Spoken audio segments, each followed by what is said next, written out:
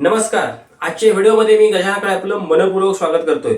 मित्रांनो, ज्यांना आपले सरकार सेवा केंद्र म्हणजेच महा ई सेवा केंद्र घ्यायची आहे अशा सर्वांसाठी आता मार्ग मोकळा झाला आहे. शासनाच्या नवीन शासन निर्णयानुसार किंवा नवीन नियमानुसार बऱ्याच लोकांना आता आपले सरकार सेवा केंद्र मिळत आहेत. बऱ्याच जिल्ह्यामध्ये जाहिरात निघायला सुरू झालेल्या आहेत, काही जिल्ह्यामध्ये निघणार आहेत. आता मागील काही दिवसापासून निवडणुका असल्यामुळे, आचारसंहिता असल्यामुळे बऱ्याच जिल्ह्यामध्ये जाहिरात निघणं बंद होतं. पण आता प्रत्येक जिल्ह्यामध्ये जाहिरात निघायला सुरू होणार आहे, निघत आहेत.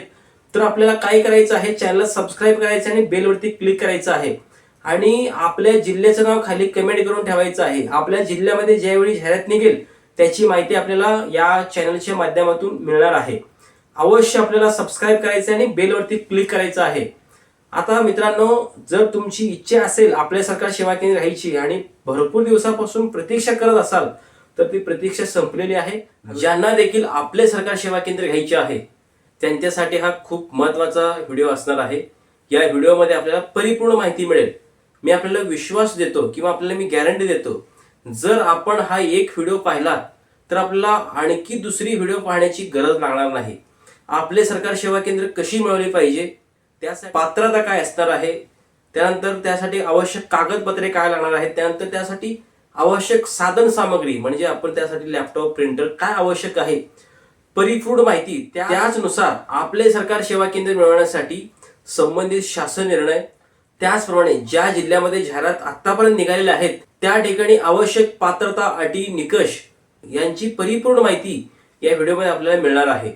तर व्हिडिओ सुरुवातीपासून शेवटपर्यंत पहा. व्हिडिओला लाईक करा आणि सर्व मित्रांना शेअर करा. आणि सर्वात महत्त्वाचं, जर आपल्याला आपले सरकार सेवा केंद्र घ्यायचं असेल तर नक्की चॅनलला सबस्क्राईब करून ठेवा आणि बेलवरती क्लिक करा. आपल्याला माहिती असेल, मागील 2017 पासून मी या क्षेत्रामध्ये आहे, आपले सरकार सेवा केंद्र चालवतोय. तर यामध्ये मला पुरेसं नॉलेज आहे. तो नॉलेज आपल्यापर्यंत कसं पोहोचेल हा मी प्रयत्न करतोय. तर यासाठी आवश्यक तुम्ही चॅनल सबस्क्राईब करा. तुम्हाला काही भविष्यामध्ये अडचण येत असतील, तुम्ही ऑलरेडी एक आपले सरकार सेवा केंद्र चालक असाल, आपल्याला काही शंका असतील, काही अडचणी असतील तरी देखील तुम्ही कमेंट करा. चला आजच्या व्हिडिओला आपण सुरुवात करूया. प्रथमतः आपल्याला एक सूचना किंवा विनंती करू इच्छितो. व्हिडिओ थोडाफार लांब होणार आहे, मोठा होणार आहे, कारण यामध्ये परिपूर्ण माहिती जर घ्यायची असेल तर थोडाफार व्हिडिओ मोठा होणार आहे. वेळ काढून अवश्य व्हिडिओ पहा, नक्की आपल्याला ह्याचा फायदा होणार आहे. पहिल्यांदा मी आपले सरकार सेवा केंद्र किंवा महा ई सेवा केंद्र म्हणजे काय याची परिपूर्ण माहिती देतो. आपले सरकार सेवा केंद्र म्हणजेच महा ई सेवा केंद्र पहिल्यांदा नाव होतं. त्यानंतर 2018 मध्ये ज्यावेळी 19 जानेवारी 2018 रोजी शासन निर्णय निघाला आणि त्या शासन निर्णयानुसार आपले सरकार सेवा केंद्र कॉमन ब्रँडिंग करण्यात आलं. महा ई सेवा केंद्र, सेतू केंद्र या सर्व केंद्रांना आपले सरकार सेवा केंद्र असे कॉमन नाव कॉमन ब्रँडिंग करण्यात आलं. यामध्ये आपले सरकार सेवा केंद्रामध्ये सीएससी केंद्र असला तरी आपले सरकार सेवा केंद्रच म्हणतात आणि महा ई सेवा केंद्र त्यालाच आपण म्हणतो महाऑनलाईनची किंवा महाआयडीची आयडी, त्याला पण आपण आपले सरकार सेवा केंद्रच म्हणतात. जर आपण राज्य सरकारचा जो आयडी आहे त्यामध्ये दाखले निघतात, उत्पन्नाचा दाखला, डोमेसाईल सर्टिफिकेट किंवा जातीचा दाखला, नॉन क्रिमिनल, हे जे दाखला असतात त्या राज्य सरकारच्या लॉग इन मधून किंवा त्या पोर्टलमधून मिळतात. सीएससीच्या ज्या आयडी असतात त्यामध्ये इतर केंद्र सरकारच्या पासपोर्ट, आधार कार्ड, पॅन कार्ड अशा सेवा त्यामधून मिळतात. तर हे दोन्ही वेगवेगळे आहेत. सीएससी आयडी आपल्याला सहजरित्या मिळू शकतं, पण आपले म्हणजेच महा ई सेवा केंद्र राज्य सरकारची आयडी मिळवण्यासाठी आपल्याला थोडी कष्ट घ्यावे लागते. थोडं त्यासाठी जागा रिक्त असेल तरच ते मिळतं. यासाठी प्रत्येक जिल्ह्यामध्ये जाहीरनामे निघत असतात, म्हणजे रिक्त जागांसाठी जाहिरात निघत असतात. त्यावेळी आपल्याला त्या जागेसाठी अर्ज करावा लागतं आणि त्यांची पात्रता, निकष, अटी जर आपण पूर्ण करत असाल तर आपल्याला ते केंद्र मिळत असतं. परिपूर्ण माहिती घेणार आहोत. तर आपण पहिल्यांदा यामध्ये पात्रता पाहूया. यामध्ये किमान 12वी पास असणं आवश्यक आहे. त्यानंतर पदव्युत्तर असाल तर आपल्याला नक्की प्राधान्य यामध्ये असणार आहे. त्याचप्रमाणे आपल्याकडे MSc किंवा CCC या दोन्ही कॉम्प्युटर कोर्सपैकी एक कोर्स आपल्याकडे असणं आवश्यक आहे. नसेल तर आपल्याला 6 महिन्याची मुदत मिळेल. केंद्र घेतल्यापासून ते 6 महिन्याची मुदत मिळेल. त्या मुदतीमध्ये आपल्याला ते सर्टिफिकेट जमा करणं आवश्यक असणार आहे. त्याचप्रमाणे आपल्याकडे एक भाडे तत्वावर किंवा स्वतःचं गाळा असणं गरजेचं आहे, म्हणजे त्या ठिकाणी आपण केंद्र चालू करू शकू. ज्यांच्याकडे सीएससी केंद्र आहे त्यांच्यासाठी उत्तम आहे आणि त्यांना प्राधान्य देखील आहे. जर आपण नवीनच चालू करणार असाल तर आपल्याकडं एखादा गाळा असणं आवश्यक आहे. त्यानंतर आपल्याकडे साहित्य कुठले असले पाहिजे, यामध्ये आपल्याकडं एखादा कॉम्प्युटर म्हणजे पीसी असणं आवश्यक आहे किंवा लॅपटॉप, दोन्हीपैकी एक आपल्याकडे असणं आवश्यक आहे. त्यानंतर एक आपल्याकडं बायोमेट्रिक डिव्हाइस मंत्रा L1 डिव्हाइस किंवा तुम्ही कुठलाही L1 डिव्हाइस वापरू शकता. L0 जो जुना डिव्हाइस होता तो बंद झालेला आहे. L1 डिव्हाइस खरेदी करू शकता. त्याचप्रमाणे आपल्याकडे एखादा चांगला प्रिंटर, स्कॅनर, तुम्ही पहिल्यांदाच इन्व्हेस्ट करत असाल तर कलर प्रिंटर घ्या, त्यामध्ये आपण स्कॅनिंग सुद्धा येतं आणि प्रिंट सुद्धा देता येतं. आता त्याचप्रमाणे आपल्याकडे एखादा वेबकॅम देखील असणं आवश्यक आहे. एवढे जर आपल्याकडे साधन सामग्री असतील तर आपण हा केंद्र चालू करू शकता. त्याचप्रमाणे आपल्याकडे इंटरनेटची सोय सुद्धा असणं आवश्यक आहे. हे तुम्ही कुठले खरेदी करायची ह्याची जर आपल्याला लिंक पाहिजे असतील, खाली आपल्याला डिस्क्रिप्शन मध्ये त्या सर्व डिव्हाइसचे लिंक आहे, त्या ठिकाणी जा, त्या ठिकाणी क्लिक करून आपल्याला आवश्यक तो डिव्हाइस खरेदी करू शकता.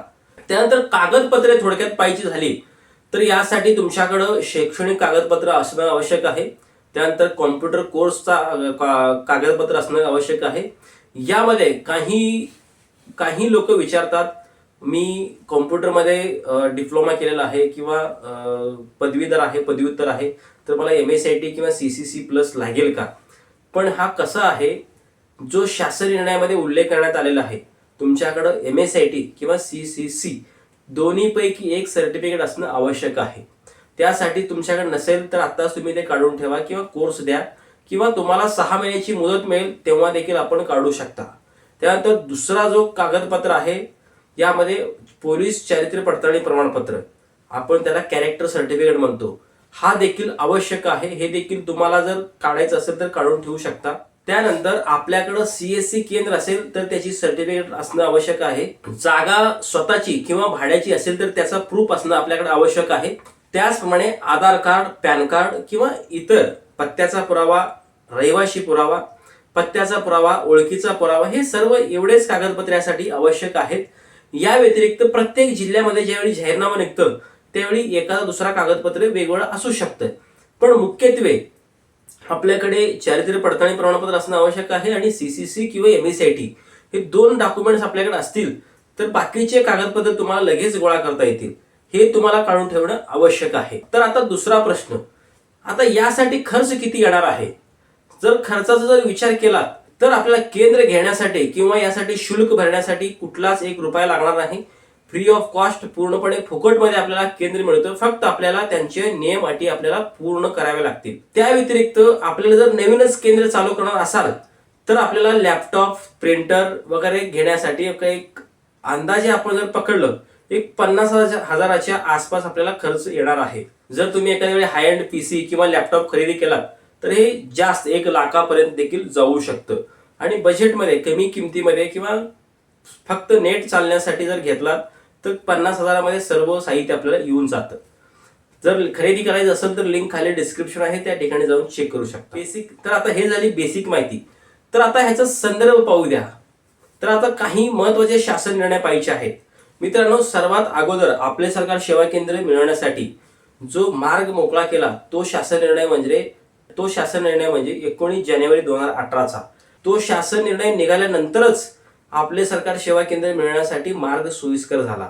त्या शासन निर्णयामध्ये तरतूद करण्यात आलं होतं की आपल्या जिल्ह्यामध्ये जेवढे रिक्त जागा असतील तर त्या सर्व रिक्त जागांसाठी जानेवारी महिन्यामध्ये, वर्षाच्या पहिल्या महिन्यामध्ये जाहिरात निघेल आणि ती जागा भरण्यात येतील. यामुळे प्रत्येक वर्षी जाहिरात निघायला लागले. त्यानंतर सर्वात महत्वाचा 2025 मध्ये एक शासन निर्णय निघाला 27 मार्च 2025ला. हा शासन निर्णय एवढा महत्वाचा आहे मित्रांनो, ज्यांना देखील आपले सरकार सेवा केंद्र घ्यायची स्वप्न होती, हा शासन निर्णय पूर्ण करणार आहे. कारण ज्या ठिकाणी किंवा ज्या जिल्ह्यामध्ये जितके केंद्र असतील त्या सर्व केंद्र आता दुपटीने वाढणार आहेत. समजा आपल्या गावामध्ये 2 आपले सरकार सेवा केंद्र असतील तर ते 4 होणार आहेत. आता काही जिल्ह्यामध्ये जाहिरात निघाल्या आहेत, काही जिल्ह्यामध्ये निघत आहेत. हे जर तुम्हाला अपडेट पाहिजे असेल तर आत्ता चॅनल सबस्क्राईब करा, नक्की तुम्हाला त्याची फायदा होणार आहे. मी प्रत्येक जिल्ह्यामध्ये ज्यावेळी जाहिरात निघतात त्याच्या जाहिरातची माहिती लगेच आपल्यापर्यंत मी व्हिडिओच्या माध्यमातून पोहोचवत असतो. त्यासाठी आपल्याला चॅनल सबस्क्राईब करावंच लागणार आहे. कारण जर आपण चॅनल सबस्क्राईब केला तरच अपलोड केल्या आपल्यापर्यंत ती माहिती पोहोचणार आहे. त्यानंतर मित्रांनो याच शासन निर्णयामध्ये म्हणजे 27 मार्च 2025च्या शासन निर्णयानुसार जे जुने दर होते ते दर पण दुपटीने वाढवण्यात आले. त्यानंतर 2 जून 2025ला जो शासन निर्णय निघाला, हा शासन निर्णय जानेवारी 2018चा जो जुना शासन निर्णय होता त्या शासन निर्णयामध्ये थोडाफार फरक म्हणजे दुरुस्ती करण्यात आली.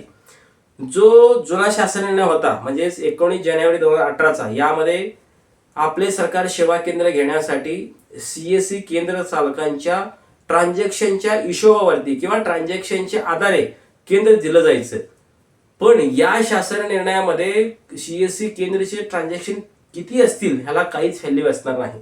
फक्त यामध्ये आपल्याकडे CSC केंद्र असेल तर आपल्याला आपले सरकार म्हणजेच ई सेवा केंद्र घेण्यासाठी प्राधान्य असणार आहे. आपण ते पुढे पाहणार आहोत. आता या शासन निर्णयामध्ये CSC ट्रान्झॅक्शनला 0 व्हॅल्यू देण्यात आलं. त्यानंतर या शासन निर्णयामध्ये निवड प्रक्रिया देखील वेगळी करण्यात आली. समजा आपल्या गावामध्ये एक रिक्त जागा आहे आणि जाहिरात निघालेली आहे आणि त्या जागेसाठी 4 लोकांनी जर अर्ज केले तर अशा स्थितीमध्ये 100 गुणाच्या आधारे त्यांची निवड प्रक्रिया होणार आहे. यामध्ये कसं असणार आहे, यासाठी आपण जर पदवीधर असाल तर आपल्याला यासाठी 30 गुण मिळणार आहेत. जर आपण पदव्युत्तर असाल तर परत 25 गुण मिळतील आणि आपल्याला CSC आणि आपल्याकडे CSC ID असेल तर यासाठी एक्स्ट्रा 25 गुण मिळतील आणि समितीकडील 20 गुण. त्या 20 गुणामध्ये देखील काही डिवायडेशन केलेले आहेत, ते आपल्याला पाहण्याची आता गरज नाही. आता असे एकूण 100 गुणाच्या आधारे ज्यांना जास्त गुण मिळतील तो केंद्र त्यांना मिळणार आहे. अशी या शासन निर्णयानुसार बदल करण्यात आली आहे. यानुसार मित्रांनो बऱ्याच लोकांना आता केंद्र मिळणार आहे. CSC ज्यांचे जुने केंद्र आहेत त्यांचा काहीच फायदा होणार नाही. तुम्ही रोज जरी 200 जरी ट्रान्झॅक्शन करत असाल तरी या शासन निर्णयानुसार आपल्याला काहीच फायदा होणार नाही. मित्रांनो अशी निवड प्रक्रिया प्रत्येक जिल्ह्यामध्ये होत आहे आणि होणार आहे. आता दुपटीने केंद्र वाढवायची असेल तर प्रत्येक गावामध्ये जाहिरात निघणार आहे. तुम्ही जर लक्ष देऊन थांबलात तर आपल्याला नक्की केंद्र मिळणार आहे. यासाठी प्रत्येक जिल्ह्यामध्ये थोडेफार चेंजेस असतात. जाहीरनामा किंवा जाहिरात ज्यावेळी निघतात त्या जिल्ह्यामध्ये थोडेफार चेंजेस असतात. डॉक्युमेंट्स किंवा नियम अटी निकषामध्ये थोडेफार चेंजेस असतात. त्याची जर आपल्याला अचूक माहिती हवी असेल तर या चॅनलवर आपल्याला मिळणार आहे. त्यासाठी चॅनल सबस्क्राईब करून ठेवायचं आहे आणि बेलवरती क्लिक करायचं आहे. मित्रांनो आजच्या व्हिडिओमध्ये आपण जी माहिती दिली याच्या व्यतिरिक्त आपल्या मनामध्ये अजून काही प्रश्न असतील तर नक्की खाली कमेंट करा. आणि दुसरी गोष्ट, आपल्या जिल्ह्यामध्ये ज्यावेळी जाहिरात निघेल त्याची जर आपल्याला माहिती हवी असेल तर आपल्याला काय करायचं आहे, चॅनल सबस्क्राईब करायचं आणि आपल्या जिल्ह्याचं नाव खाली कमेंट करा. फक्त जिल्ह्याचं नाव, उदाहरणामध्ये पुणे, सांगली, सातारा असं जर तुम्ही कमेंट केलात ना, आपल्या जिल्ह्यामध्ये जाहिरात निघाल्यानंतर लगेच तो व्हिडिओ मी बनवेन आणि आपल्यापर्यंत माहिती पोहोचवेन. त्याचप्रमाणे मित्रांनो आणखी काही आपल्या मनामध्ये शंका असतील तर नक्की कमेंट करा. हा व्हिडिओ आवडला असेल तर नक्की लाईक करा, इतर मित्रांना शेअर करा. धन्यवाद मित्रांनो.